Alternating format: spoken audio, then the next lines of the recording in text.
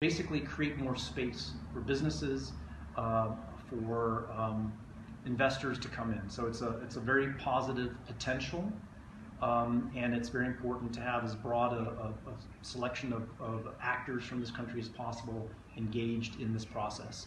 And the commitment so far from the AFDB, from President Adesina, from the special envoy, President Chisano, are positive, and our embassy will engage with that. It also so happens that many of the goals of the AFDB process are also goals of the United States in their engagement here in this country.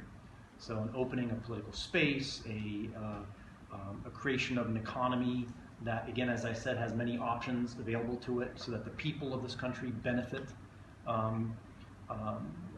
is something that we join in as far as the U.S. government goes. Beyond that, I'm also very proud to be able to accompany our embassy in its ongoing work. We've been here for decades. The U.S. has been. When I was here, we were still building the new embassy. We now have the new embassy as a symbol of our engagement. I was able to re-engage with our health team to talk about the HIV program, $200 million plus, 1.2 million people on ARVs. It's an incredibly impressive program that our two countries